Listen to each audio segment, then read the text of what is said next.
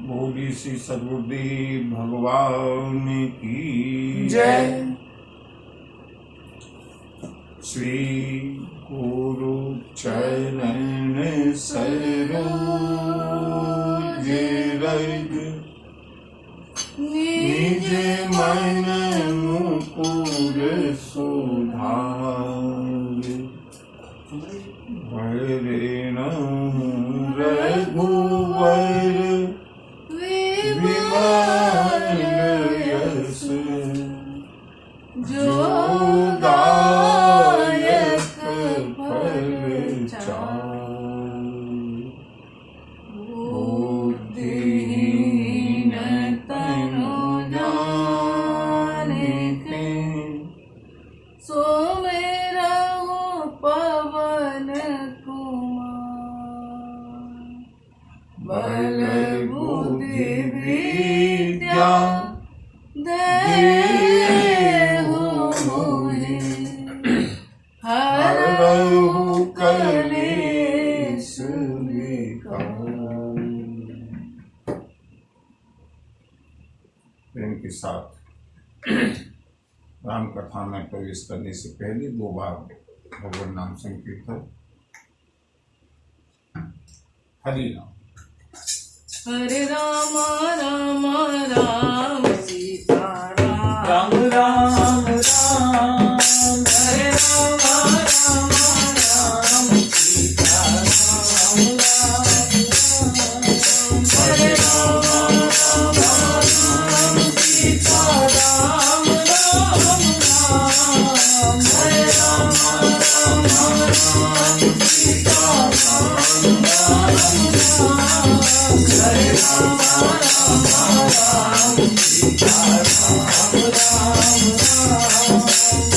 राम राम राम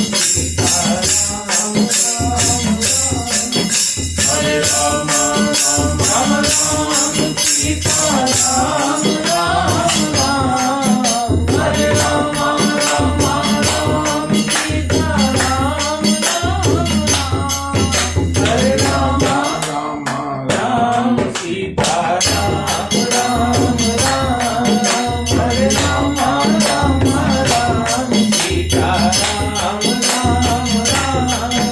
हरे राम राम सीता राम हरे राम राम सीता राम हरे राम राम सीता राम हरे राम हरे राम राम सीता राम हरे राम राम सीता बोली सियावर रामचंद्र की जय। बजरंगबली की जय। बाबा विश्वनाथ की जय।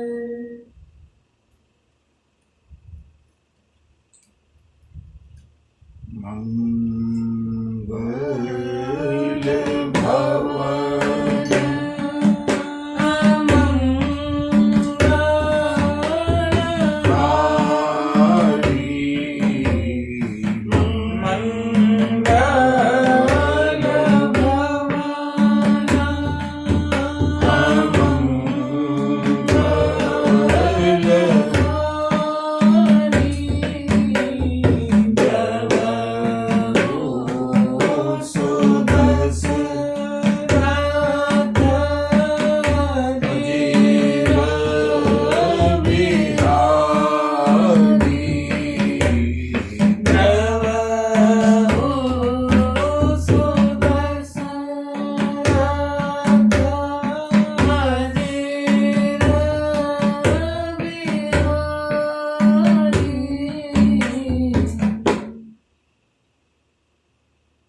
विभीषण ने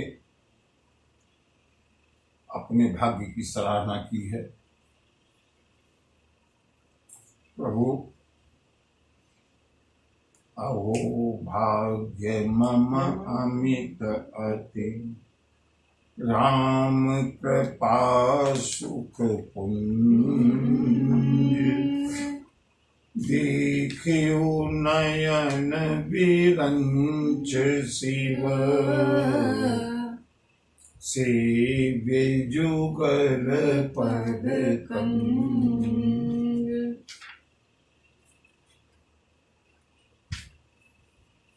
अहो भाग्य मेरा,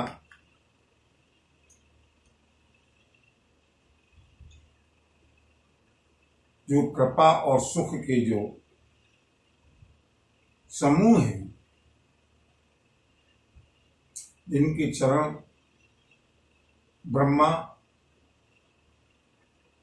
शिव आदि देवताओं के लिए भी दुर्लभ हैं, आज उन सी चरणों का मैंने दर्शन किया। बंधु मैंने बताया था, पूरा एक दोहा, 8 चौपाई और एक दोहा श्री विभीषण जी बोले हैं। और अब प्रभु श्री राम ने कहना शुरू किया, और बंधु पूरी 8 चौपाई और एक दोहा। यहां प्रभु संतों के लक्षण बताते हैं। और बंधु हमारा सौभाग्य यह है कि हम जिस स्वभाव को सुनने के लिए इस कथा को सुन रहे हैं, जिस स्वभाव को जानने के लिए इस कथा को सुन रहे हैं, प्रभु श्री राम ने स्वयं अपने श्री मुख से अपने स्वभाव का वर्णन किया है। प्रभु श्री राम कहते हैं, सुनहु सखा निज कहऊं सुभाऊ, जानहु सुनबि शंभु गिरि जाऊ। जो नर होई चराचर द्रोही, आवै सभय शरण तकी मोही। तज मद मोह कपट छल नाना, करऊं सद्य तेहि साधु समाना। जननी जनक बंधु सुत दारा, तनु धनु भवन सुहृद परिवारा। सब कई ममता ताग बटोरी, मम पद मनहि बांध बरि डोरी। समदर्शी इच्छा कछु नाहि, हरस शोक भय नहीं मन माही। अस सज्जन मम उर बस कैसे, लोभी हृदय बसई धनु जैसे। तुम सारिखे संत प्रिय मोरे, धरऊं देह नहीं आननी होरे। धरऊं देह नहीं आननी होरे। प्रभु कहते हैं, बंधु एक तो विशेष बात यह है कि प्रभु किसी को अपना सेवक नहीं बनाते। सुग्रीव हैं, सखा बनाया। विभीषण शरण में आए हैं, सखा बनाया। सुनहु सखा निज कहूं सुभाऊ। मित्र, ये मेरे सखा, मैं तुमको अपना स्वभाव बताता हूं। और मेरे स्वभाव को कौन कौन जानता है? बोले जान भूसुंड शंभु गिर जाऊ। इस स्वभाव को काकभूषुंड जानते हैं, भगवान शिव जानते हैं और देवी पार्वती जानते हैं।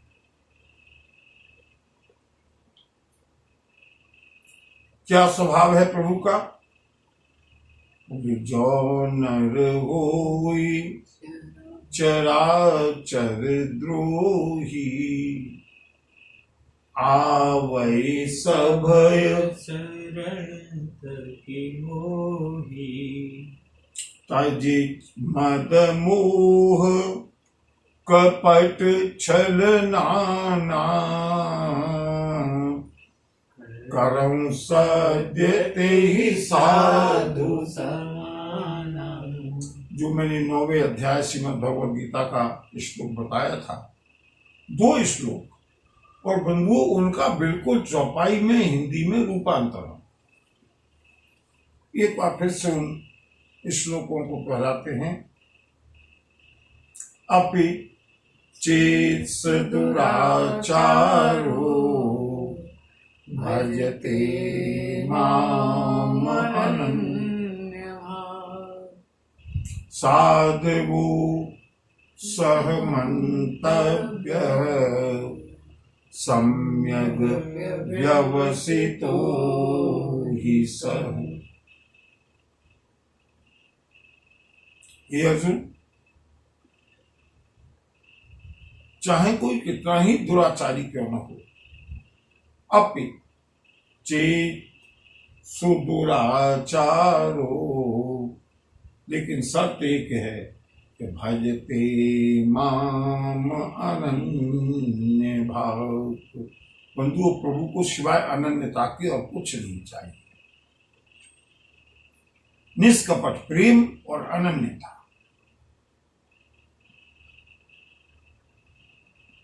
साधवो सह मंतव्यः,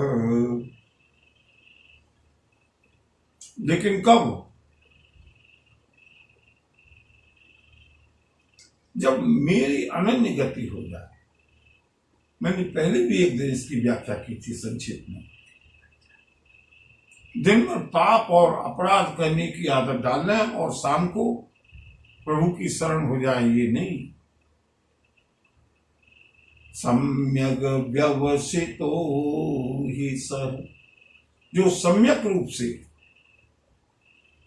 मेरी अनन्यता में लगा हुआ है। अगला श्लोक भगवान द्वारकाधीश कहते हैं, क्षिप्रम भवति धर्मात्मा। हे अर्जुन, ऐसा पापी मनुष्य भी, क्षिप्रम माने अत्यंत शीघ्र, भवति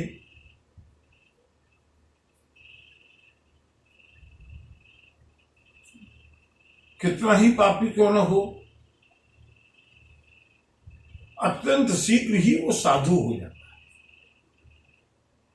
यहां भी भगवान बिल्कुल वही कह रहे हैं, तजि मद मोह कपट छल नाना। मद मोह कपट छल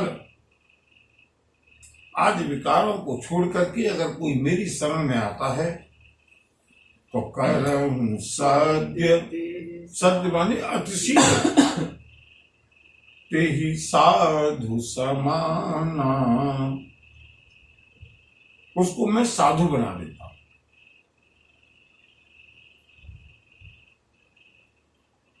इसी के उदाहरण है महर्षि वाल्मीकि।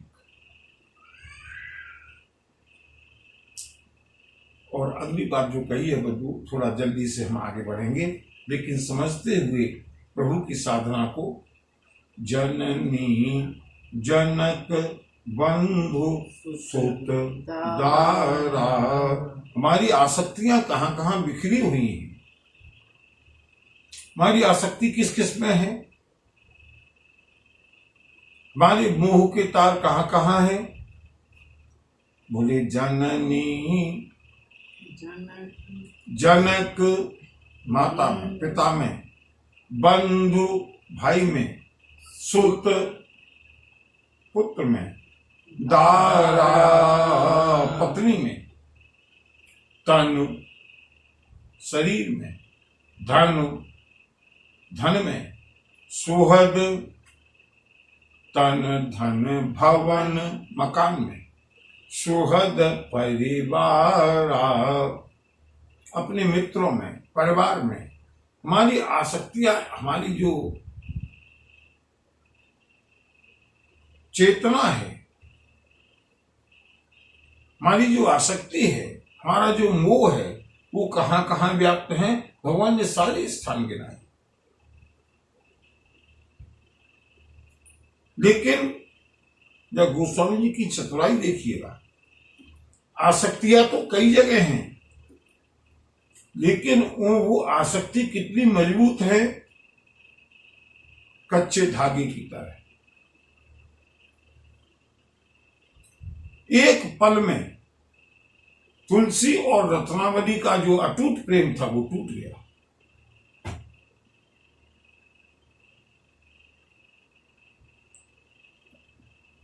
चाहे पत्नी हो, चाहे पुत्र हो, माता हो, पिता हो, भाई हो, मित्र हो, इन सब जगह हमारा मन लगा हुआ है, मन बटा हुआ है, इन सब में फंसा हुआ है।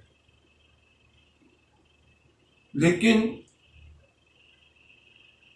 इसकी जो ताकत है वो एक कच्चे धागे से ज्यादा नहीं है।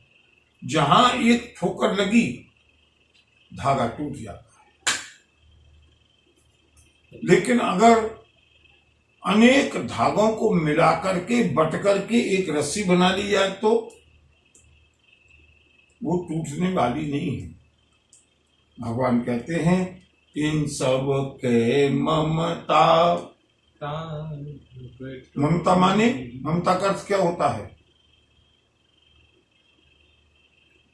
भगवान द्वारकाधीश ने अर्जुन को, मैंने बताया था द्वादश स्कंद में, द्वादश अध्याय में जो संतों के लक्षण बताए हैं, निर्ममो निरहंकार सम दुख सुख क्षमी। यहां पर भी प्रभु संतों के लक्षण गिना रहे हैं। निर्ममता होना क्रूरता का प्रतीक नहीं है। मम माने, ममता माने मेरा है, अपनापन। मकान मेरा है, शरीर मेरा है, पत्नी मेरी है, बच्चा मेरा है, धन मेरा है, गाड़ी मेरी है।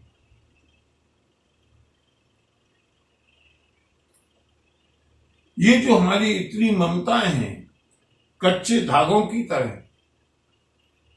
अगर एक ठोकर लग जाए ना, आजकल हम देख रहे हैं दूरदर्शन में एक बहुत बड़ा स्कैंडल चला आ रहा है, कई दिनों से, मैं नाम नहीं लूंगा।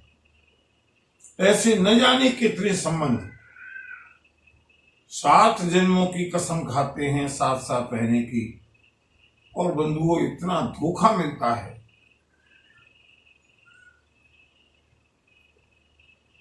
किसी का प्यार धन के लिए है, किसी का प्यार कुर्सी के लिए है। प्रत्येक का प्यार किसी न किसी स्वार्थ से जुड़ा हुआ है। और जब तक हमको मालूम पड़ता है, जब हमको ठोकर लगती है, तो लगता है सारी दुनिया सपना है, धोखा है। वो एक कच्चा धागा टूट गया। भगवान कहते हैं, इन सब के ममता ताग बटोरी। ये जो ममत्व के इतने अलग अलग कच्चे कच्चे धागे हैं ना, इन सब को बटोर करके, इकट्ठा करके, मम पद मन ही बांधे भरी डोरी, इन सबको बट करके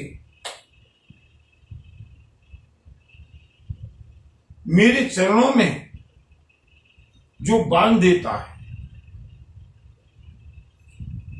समदर्शी जो समदृष्टा है, इच्छा कछु नाही, जो निरीह है, जिसको कोई इच्छा नहीं है। हर्ष शोक भय नहीं मन माही, जिसके मन में न हर्ष है, न शोक है, न भय है। अस सज्जन ममूर बस कैसे, लोभी हृदय बसै धनु जैसे, तुम सारिखे संत प्रिय मोरे, धर्म देह नहीं आननी हो रे। श्री राम श्री राम जय जय राम, राम सिया राम जय जय राम। जिसको न हर्ष है, न शोक है, न भय है, ऐसे जो संतत्व के गुणों से ओतप्रोत प्राणी हैं, ऐसे सज्जन मेरे हृदय में उसी तरह से रहते हैं जैसे लोभी के हृदय में धन बसा करता है। लोभी अपने धन को उजागर नहीं करता। प्रभु यहां पर अगर हम देखें तो एक बहुत बड़ी बात प्रभु ने कही है। बताऊं क्या?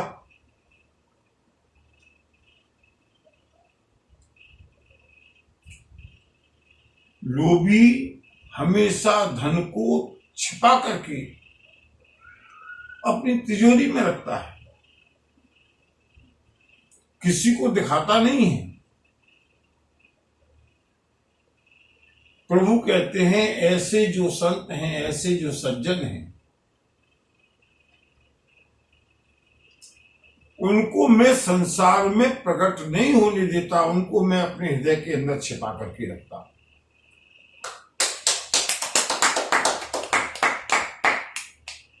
किसी भी महापुरुष को देख लो, बंधु जीवन काल में इतनी ठोकरें खाई हैं, किसी ने उस अंधे सूरदास को महात्मा सूरदास नहीं माना। तुलसीदास अनाथ ही बने रहे, उनके रामचरित मानस को भी चुराने की कोशिश की गई, कितने विद्वेष हुए, कबीर को सूली पर चढ़ाने का प्रयास किया गया, मीरा को देश निकाला दिया गया, नरसी की हंसी। बंधु कभी किसी का पट्टाभिषेक इस समाज ने नहीं किया, क्योंकि ये सब प्रभु के हृदय में छिप करके रहते हैं।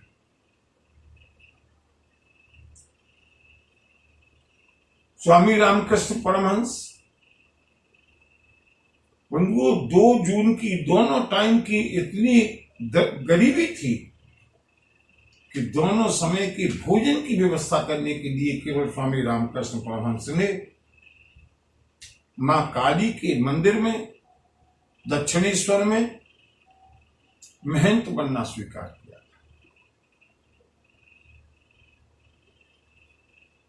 लेकिन जाने के बाद इनका श्रेयस उजागर हुआ। भगवान कहते हैं ऐसे जो संत हैं, ऐसे जो सज्जन हैं, मेरे हृदय में छिप करके रहते हैं। और बंधु अगली बात तो बहुत गजब की कही है प्रभु ने, विभीषण और एक ऐसी उपाधि दी है जो रामचरित मानस में शायद किसी को प्रभु ने नहीं दी। यद्यपि भरतलाल तो साधु शिरोमणि है, लेकिन वो तो श्री राम के भाई हैं, उनके लिए तो प्रभु ने बहुत बखान किया। हनुमान जी के लिए बखान किया कि मैं तुमसे कभी उड़ने नहीं हो सकता, लेकिन बंधु अपने श्री मुख से विभीषण जी को संत की उपाधि दी। और संत की उपाधि देना इसलिए और प्रभु ने आवश्यक समझा क्योंकि विभीषण राक्षसों के बीच में से आए हैं।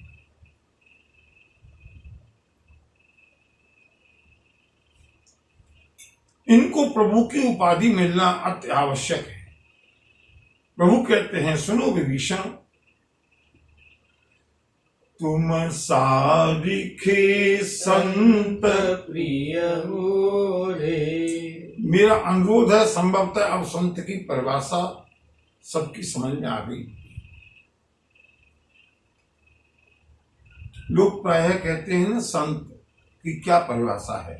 रामचरितमानस में प्रभु ने केवल एक को उपाधि दी है संत की। विभीषण, मुझको तुम जैसे संत बहुत प्रिय है, इसमें अब कोई डाउट नहीं है। लंका में रहे हैं, कोई आश्रम नहीं है, कोई शिष्य नहीं है, भगवा वस्त्र नहीं पहनते हैं, राजसी वस्त्र पहनते हैं विभीषण जी।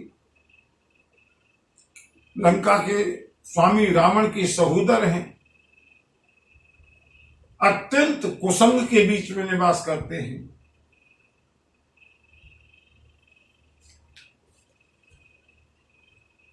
बंधु, मैंने पहले भी कहा था, संत होना किसी के ऊपर निर्भर नहीं करता। संत बाहरी दिखावा नहीं है। संत का बाहरी दिखावा हो सकता है, लेकिन केवल बाहरी दिखावे का नाम संत नहीं है। भगवान कहते हैं विभीषण संत हैं, नरसी संत हैं, गृहस्थ हैं। मीरा संत शिरोमणि है, योगिनी है।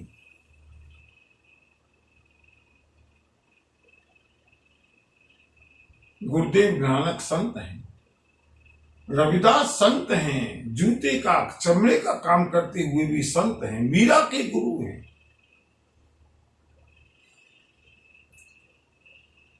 तुम सारिखे संत प्रिय मोरे।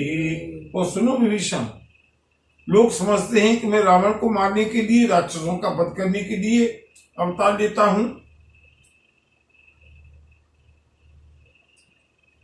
मैं और किसी कारण से अवतार नहीं लेता। मेरे अवतार लेने का एकमात्र कारण धरहु देह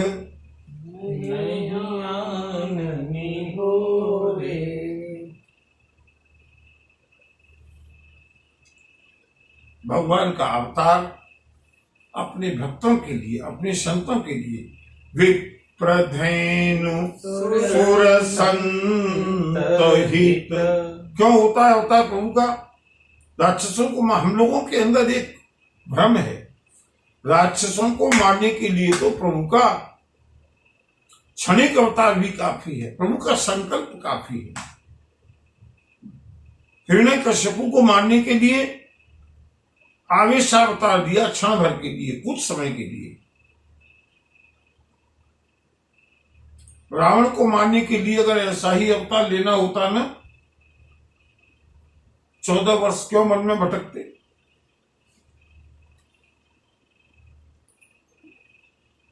जैसे हिरण्यकश्यपु के महल में खंबे से प्रकट हुए, उसी तरह से रावण के भी कहीं लंका में प्रकट हो जाते, रावण का वध कर देते। नहीं, कंस का वध करना होता तो मथुरा में प्रकट हो जाते, कंस का वध कर देते। नहीं, प्रभु का अवतार, मैं ये नहीं कहता राक्षसों को मारने के लिए नहीं है, राक्षसों को मारने के लिए है, लेकिन केवल राक्षसों को मारने के लिए नहीं है। राक्षसों को मारना प्रभु का गौड़ कारण है, मुख्य कारण नहीं है। चाहे श्रीमद् भगवद गीता देख लीजिएगा, चाहे श्री रामचरितमानस देख लीजिएगा। परित्राणाय साधूनां, भगवान ने बताया मेरे अवतार का कारण, मेरे अवतार का कारण परित्राणाय साधूनां, साधुओं की रक्षा के लिए, साधुओं को सुख देने के लिए, विनाशाय च दो, और नंबर 2 का कारण विनाशाय च दुष्कृताम् धर्म संस्थापनार्थाय संभवामि युगे युगे। ये तो प्रभु की शास्त्रीय भाषा है। केवल एक युग में प्रभु एक बार अवतार नहीं लेते, सारे विश्व में प्रसिद्ध है एक कथा कि नरसी का भात किसने भरा? सामरिया ने। भरा या नहीं भरा? भरा या नहीं भरा? ये किसी अवतार में है क्या? नरसी की हुड्डी किसने सिकारी? सामरिया सेठ ने।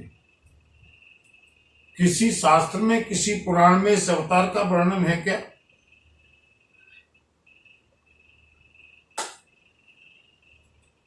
द्रौपदी की लज्जा रखने के लिए भगवान ने वस्त्रावतार ग्रहण किया। वो भी अवतार है, वस्त्र का अवतार है।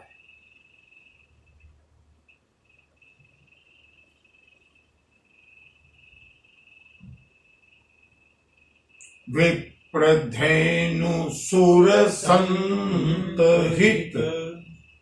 क्यों अवतार लिया? साधु और संतों के कल्याण के लिए। लीन मनुज अवतार, ये है प्रभु के अवतारवाद का कारण। भगवान कहते हैं विभीषण धर्म देह नहीं आन, कोई और दूसरा कारण नहीं। सगुण उपासक परहित निरत नीति दृढ़ने तेनर प्राण समान मम जिनके द्विज पद प्रेम। निरत नीति दृढ़ नेम,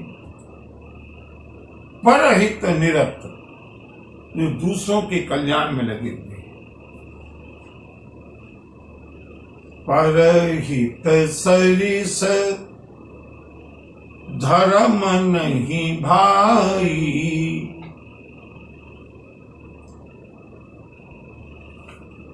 भगवान के दरबार में जाकर के 1000 रुपए का भोग चढ़ाएं और गरीबों के हिस्से का राशन पानी खा जाएं और फिर मन में ये अहंकार करें और समाज में ये झिनोरा पीटें कि मैं तो भगवान का भक्त हूं, मैं तो बहुत दान करता हूं। नहीं, परहित निरत, जो दूसरों के कल्याण में लगा हुआ है। और बंधुओं, एक बात बताऊं, ऐसे संतों की कमी नहीं है। मैं अपना निजी अनुभव बताता हूं। मैं प्राय कम देखता हूं, ऐसा नहीं देखता हूं, कम देखता हूं। लेकिन एक वो धारावाहिक आता था ना, कौन बनेगा करोड़पति, उसमें सप्ताह में एक दिन सेलिब्रिटीज को बुलाया जाता था जो सोशल रिफॉर्मर हैं, जो सोशल वर्कर हैं। उनको बुला करके उनके सम्मान स्वरूप उनको उसमें पार्टिसिपेट कराया जाता था। तो मुझको बड़ी प्रसन्नता हुई कि वास्तव में ये देश, ये धरती किन लोगों के ऊपर टिकी हुई है। हमको ये कहने में तो एक क्षण नहीं लगता, अरे जमाना बहुत बुरा है, चारों तरफ बहुत बुरे लोग हैं, बहुत भ्रष्ट लोग हैं, बहुत दुराचारी लोग हैं, बहुत पाप फैल रहा है, रिश्वत का बोलबाला है।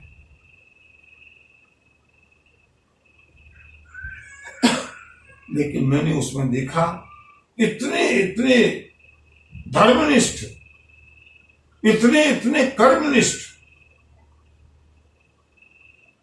कई डॉक्टर देखे, कई इंजीनियर देखे, कई विद्वान लोग देखे, जिन्हें कोई जानता नहीं, जिन्होंने अपना पूरा जीवन निस्वार्थ भाव से, जिन्हें कोई जानता भी नहीं, जिनको अड़ोस पड़ोस में भी लोग नहीं जानते कि ये कौन है,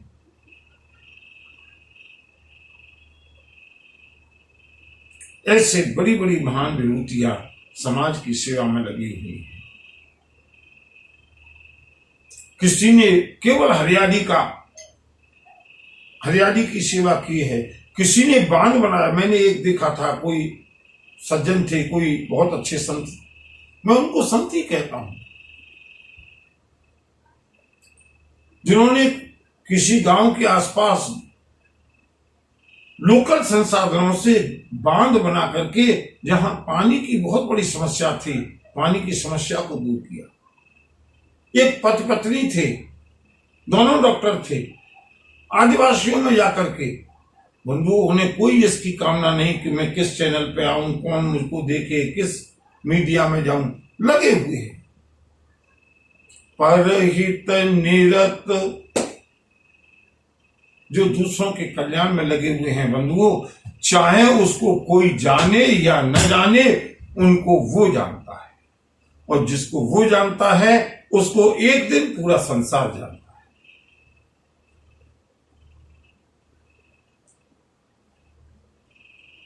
सुन लंकेश सकल गुण तोरे, ताते तुम अतिशय प्रिय मोरे।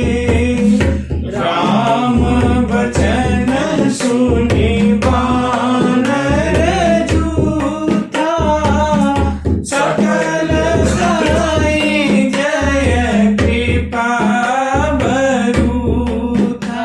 भगवान ने पुनः लंकेश शब्द का प्रयोग किया। सबसे पहले आते ही कहो लंकेश कुशल परिवारा। जिस समय विभीषण जी आए हैं, प्रभु ने सबसे पहले कहो लंकेश सहित परिवारा, लंकेश शब्द का संबोधन किया। और फिर सुन लंकेश सकल गुण तोरे, हे लंकेश, और ये प्रभु की महानता है, जिसके अंदर प्रभु गुणों को समाविष्ट करते हैं। एक दो गुण की वजह से नहीं रीझते। जिसके अंदर बंधु, जिसके अंदर एक दुर्गुण होगा ना, धीमे धीमे तमाम दुर्गुण आ जाएंगे। और जिसके अंदर सत्संग का सद्गुण होगा,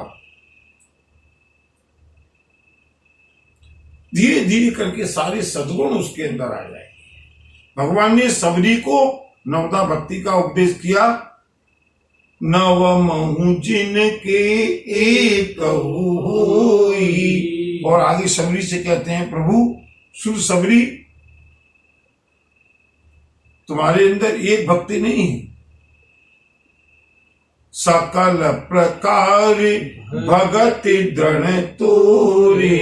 ये पूरी 9 भक्तियां तुम्हारे अंदर उपस्थित हैं मजबूती के साथ।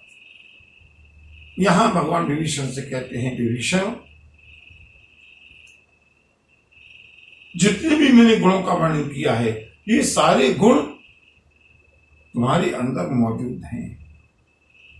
ताते तुम अतिशय प्रिय मोरी।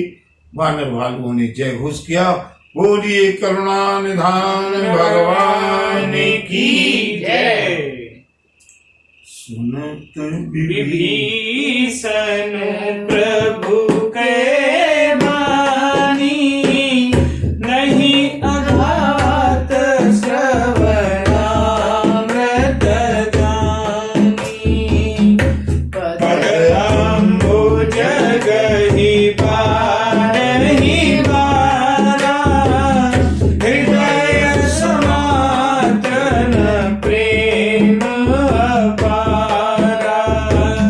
सुनहु देव सचराचर स्वामी, प्रणत पालौर अंतरजामी। विभीषण जी ने प्रभु की वाणी को सुना, नहीं आघात। विभीषण धन्य हो गए, कृतकृत्य हो गए। प्रभु श्री राम के चरण कमलों को पकड़ करके बार बार अपने हृदय से लगाते हैं। प्रेम का स्रोत फूट गया। विभीषण कहते हैं, प्रभु बंधुओं, एक विभीषण है और एक रावण है, दोनों एक ही कुल के हैं, सगे भाई हैं। एक प्रभु का दर्शन करके धन्य धन्य हो गया, और दूसरा प्रभु से हठपूर्वक बैर करके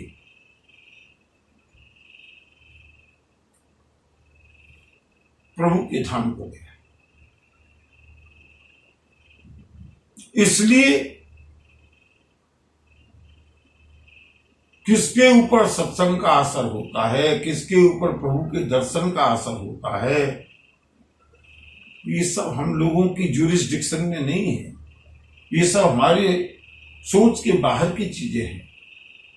प्रभु ने जिसके लिए जैसा नियत कर दिया है वो वैसा ही कार्य कर रहा है। रावण अगर चाहता तो क्या प्रभु की शरण में आ सकता था? कब विचार कीजिएगा।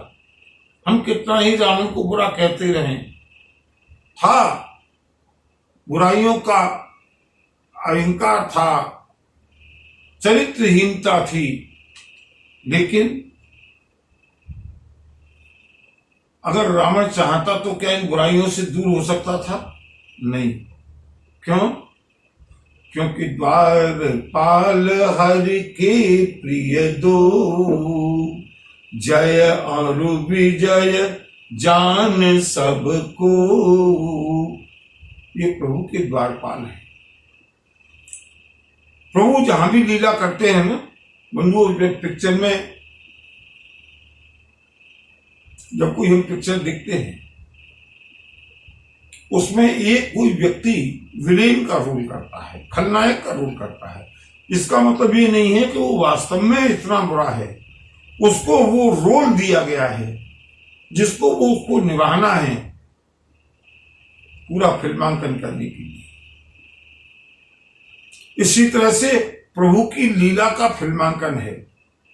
जो रोल रावण को दिया गया वो रावण कर रहा है, जो विभीषण को दिया गया वो विभीषण कर रहे हैं, जो भरत को दिया गया वो भरत लाल कर रहे हैं। और ये केवल उसी समय की लीला नहीं है, ये प्रभु की लीला निरंतर चल रही है। बंधुओं, हमको जो रोल दिया गया वो हम कर रहे हैं, दूसरे को रोल दिया गया वो कर रहा है।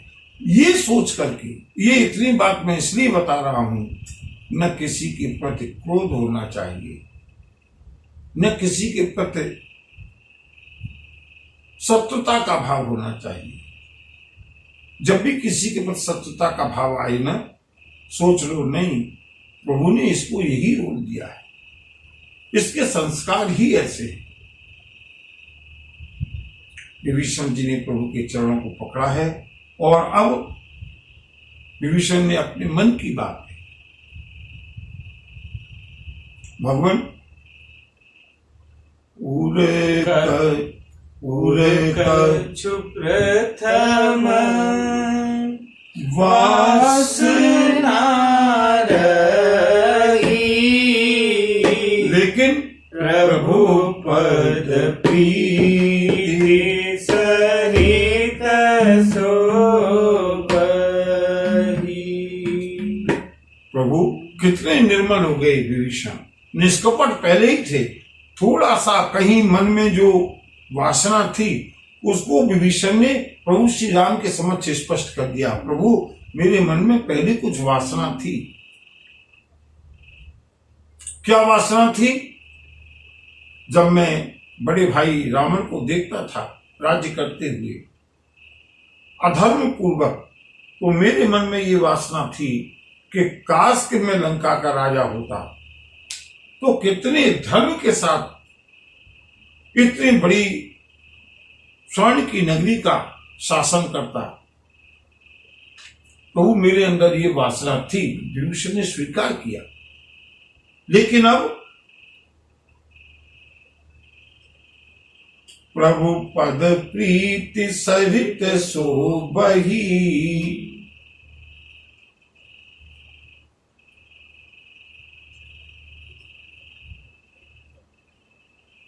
गंगा जी के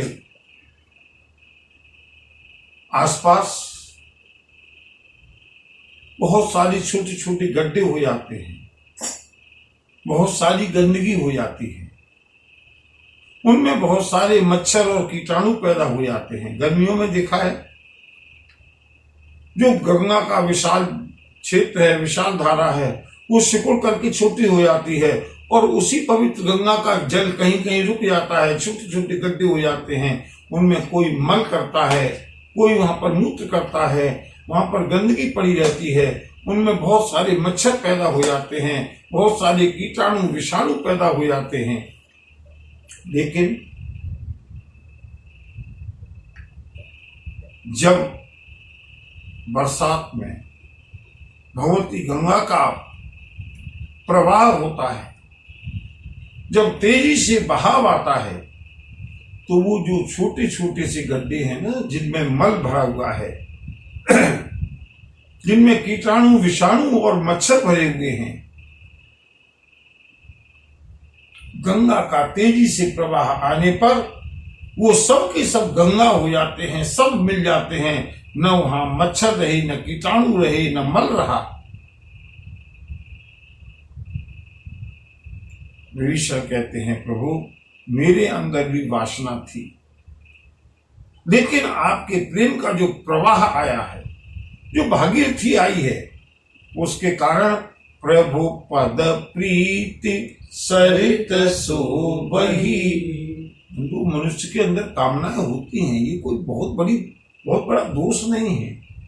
अच्छा, सब लोग जानते हैं ध्रुव जी ने किस कामना को लेकर के भगवान का नारायण का तप किया था।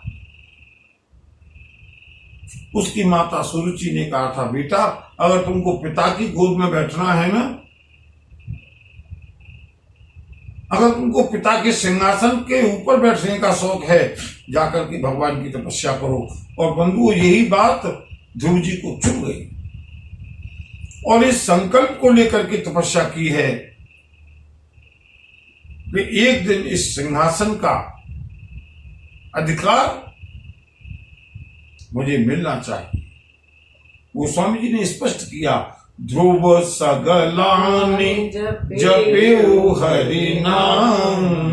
ध्रुव ने ग्लानि के सहित, फटकार पड़ी है मां की, उल्हाना मिला है, इसलिए भगवान का भजन किया।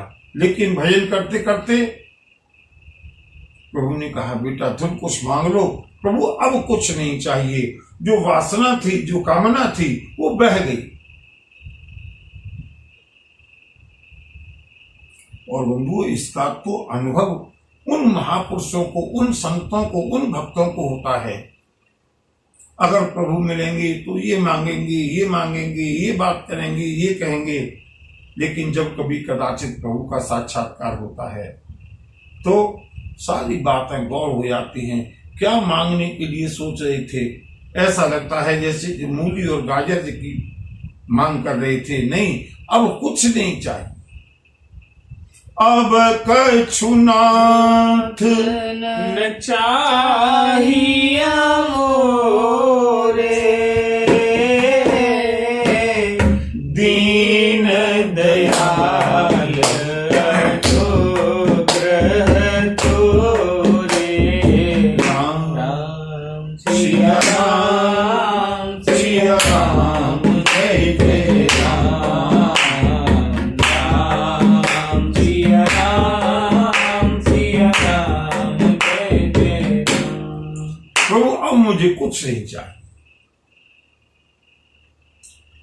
अब कृपालु निज भगति पावनी, देहु सदा शिव मन भावनी। प्रभु अब तो मुझे केवल आपकी भक्ति चाहिए।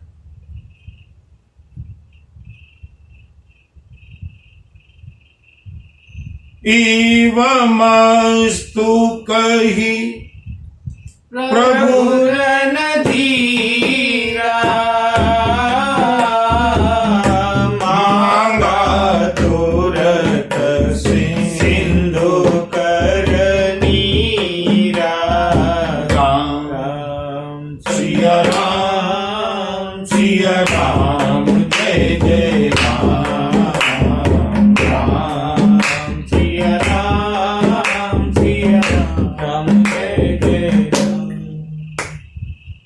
एवमस्तु कही।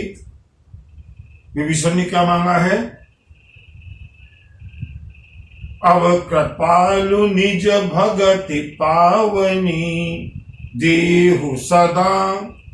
प्रभु मुझे आपकी भक्ति चाहिए। प्रभु ने कहा एवमस्तु, तथास्तु, तुमको मेरी भक्ति मिलेगी। और मिलेगी नहीं, तुमको मेरी भक्ति प्राप्त हुई। ऐसा कहकर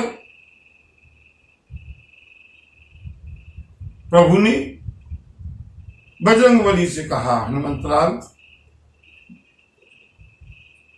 जा थोड़ा सा समुद्र का जल लेकर के आओ।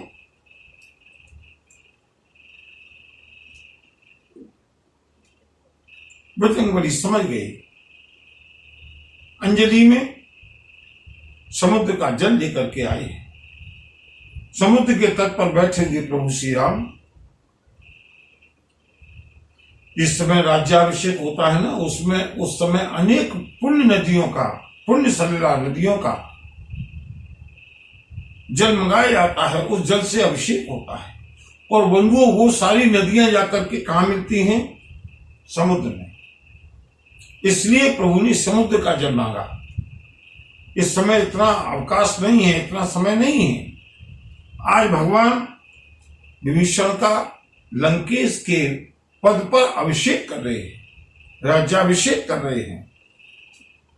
मांगा तुरत सिंधु कर नीरा। विभीषण जी ने कहा, प्रभु मैंने तो आपकी भक्ति मांगी है। भक्ति के लिए ये समुद्र का जल, ये कौन सा अनुष्ठान है? बंधु जरा झांकी देखिएगा, बजरंगबली अपनी अंजलि में समुद्र का जल लिए हुए खड़े हैं। और जैसे ही जल लेकर के आए, विभीषण ने कहा, प्रभु मुझे केवल आपकी भक्ति चाहिए। श्री राम ने कहा, सुनो,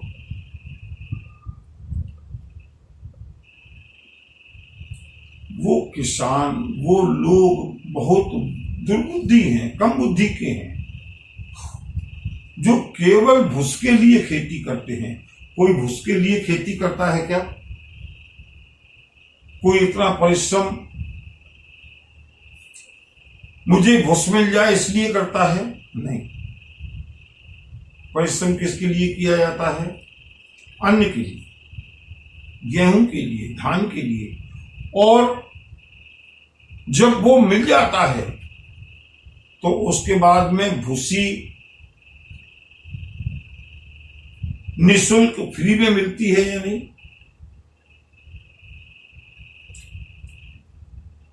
और जो लोग केवल भूस के लिए खेती करें, उनकी बुद्धि को क्या कहिएगा? जो लोग केवल संसारी कामनाओं के लिए, संसारी अपने सुखों के लिए प्रभु का भजन करते हैं, वो बंधुओं ऐसे समझ लो जैसे प्रभु से केवल भूस मांग रहे। भगवान कहते हैं, मेरी जो भक्ति है ना, ये सारी सुखों की खान है। जब भक्ति मिलेगी तो भक्ति के साथ ये सारी चीजें तो ऑटोमेटिक मिलेंगी। जदपि सखा तव इच्छा नाही, मोर तरस अमोघ जग माही। राम सिया राम, सिया राम, जय जय राम।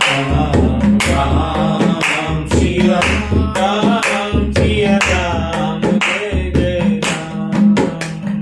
विभीषण हाथ जोड़े बैठे हैं, प्रभु इसकी आवश्यकता नहीं है।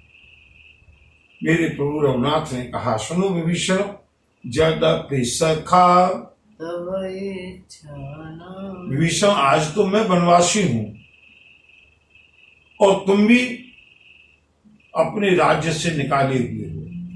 आज हम और तुम दोनों कौन हैं? सखा हैं। लेकिन जब मैं अवधपति बनूंगा, अवधेश बनूंगा, तो मेरा मित्र भी तो लंकेश होना चाहिए। इसलिए बंधु प्रभु हमेशा बराबर का दर्जा देते हैं। सुदामा को वो अपने बराबर की संपत्ति दे दी। क्यों? अगर मैं द्वारकाधीश हूं तो सुदामा भी तो किसी न किसी राज्य का स्वामी होना चाहिए, जिससे कभी संकोच न रहे मिलने में। सुग्रीव को भी स्वामी बनाया है, विभीषण को भी स्वामी बनाया है, सुदामा को भी स्वामी बनाया है।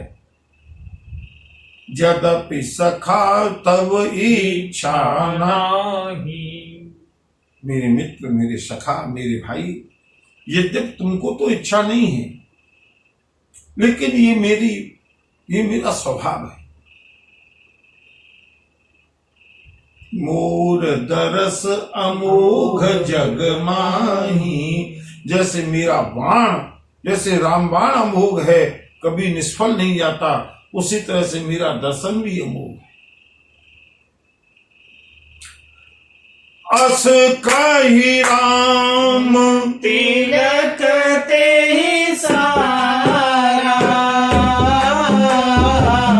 सुमन भ्रष्टे नभ भई अपारा। श्रिया राम, श्रिया राम, जय जय राम। सिया राम, सिया राम, जय जय राम। विभीषण,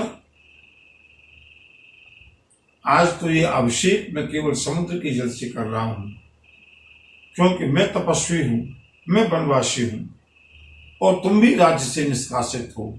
आज हमारी तुम्हारी जो मित्रता है, लेकिन ये मित्रता हमेशा बनी रहेगी। जब मैं अवधेश बनूंगा, उससे पहले तुमको लंकेश बना करके जाऊंगा। इसलिए अस कहि राम तिलक ते सारा। आज निष्कासित विभीषण को श्री राम ने लंका का राज्य प्रदान किया। रावण क्रोध अनल निज श्वास समीर प्रचंड, जरत विभीषण राख्यो, दीनेहु राज अखंड। जो विभीषण रावण की क्रोधाग्नि में जल रहा था,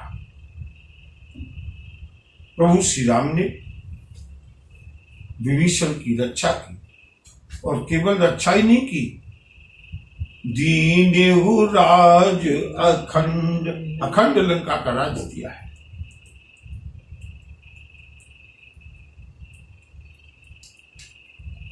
भगवान महादेव कहते हैं, भगवान भोलेनाथ कहते हैं, देवी देखा, जितनी संपत्ति मैंने रावण को दी थी, कागभूषण जी गरुड़ जी से कहते हैं, और गोस्वामी जी हम सबसे कहते हैं, देखो कितने वरदानों से, कितनी तपस्या से रावण ने ये संपत्ति पाई थी। जो संपत्ति शिव रावण कैसे दिए थी, कैसे दी थी? एक बार सिर को चढ़ाया, दूसरी बार सिर को चढ़ाया, एक एक करके दशग्रीव ने अपने 10 सिरों को भगवान भोलेनाथ के सामने आहूत कर दिया, स्वाहा कर दिया। जो संपत्ति शिव रावण दीन दिए 10 माथ, और सोई सारी संपदा विभीषण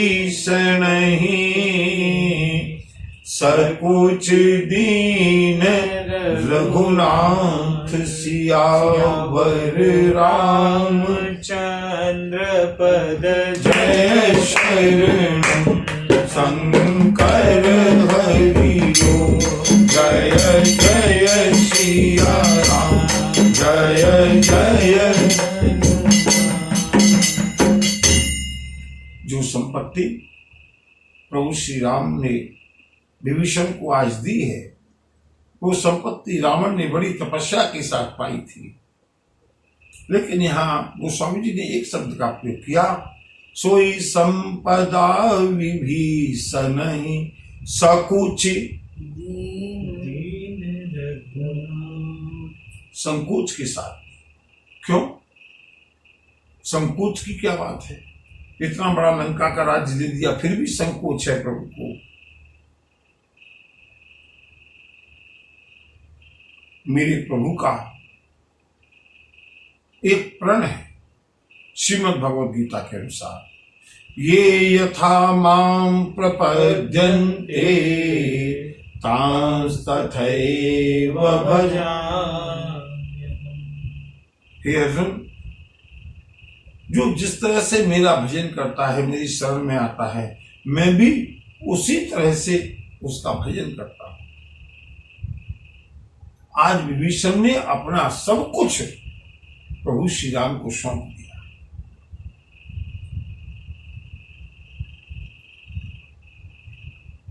गोस्वामी जी कहते हैं, मेरे प्रभु को संकोच इस बात का है कि विभीषण ने तो अपना सर्वस्व सौंप दिया, लेकिन प्रभु का सर्वस्व तो अनंत है, अनंत ब्रह्मांड, ये सब प्रभु की ही संपत्ति है।